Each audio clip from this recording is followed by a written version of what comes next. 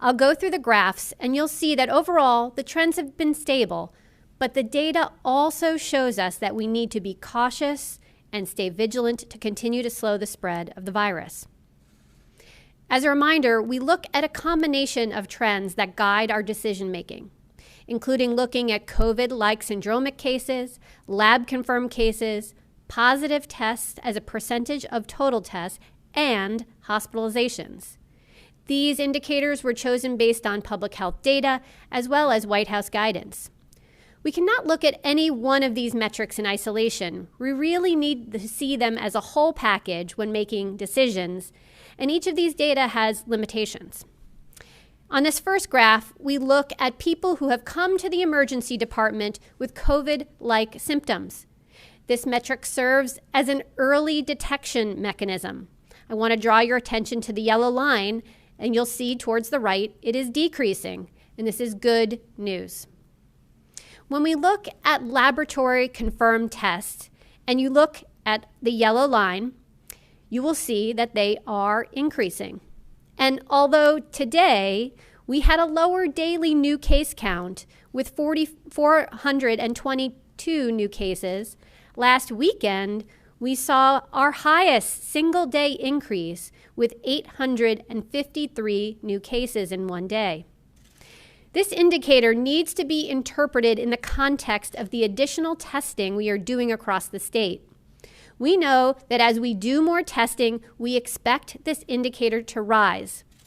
But this increase in case count also shows us that the virus is here in our communities across the state. I would have liked to see this trend starting to level, but it has not yet done that. Now, on this next slide, we look at the percent of tests that are positive.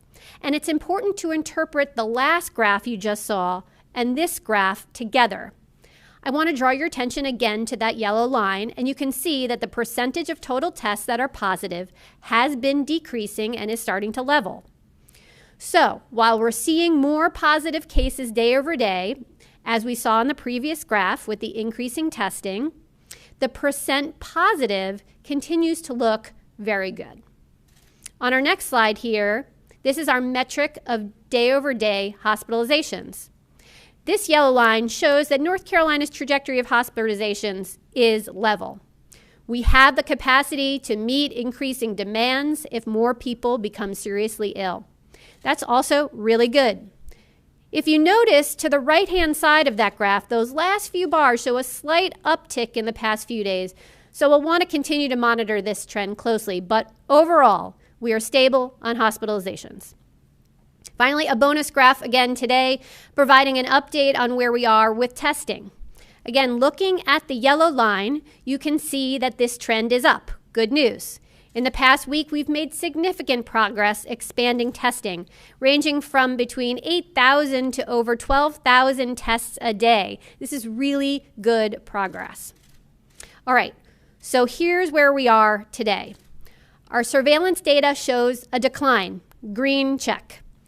North Carolina's trajectory of laboratory confirmed cases continues to increase. That gets a red X. This rise can be expected as we are doing more testing, but it also signals that we need to take a cautious approach to phase 2. North Carolina's trajectory in percent of tests returning positive has been decreasing and starting to level, which is good news. This gets a green check. North Carolina's trajectory of hospitalizations is level, and we have hospital capacity, so that is very good, also gets a green check. In terms of our other capabilities, we continue to see great improvements. As I just mentioned, we're doing a lot more testing, and we have posted lists of testing sites on our website that will be updating on an ongoing basis.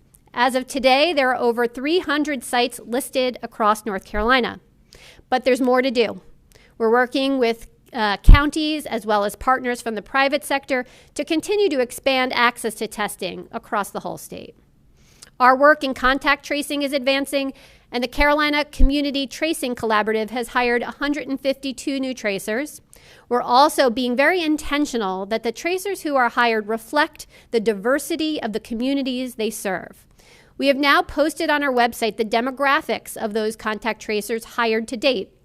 These staff will help support our very strong local health department folks who are experts at contact tracing.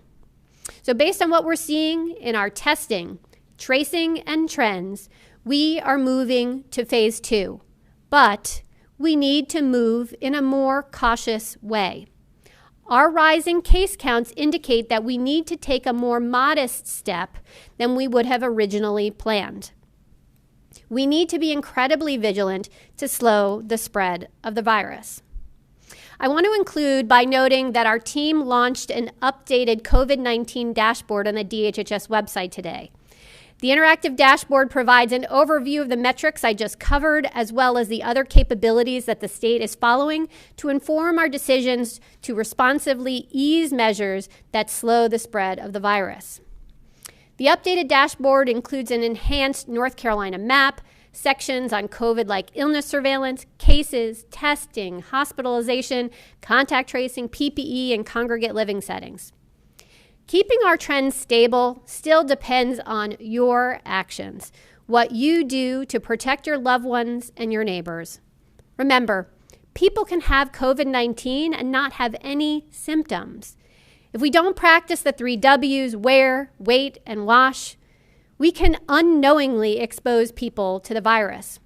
When we wear a face covering, wait 6 feet apart, and wash our hands often, we show our families, friends, and neighbors that we care about them. So remember, wear, wait, and wash. Thank you, Governor.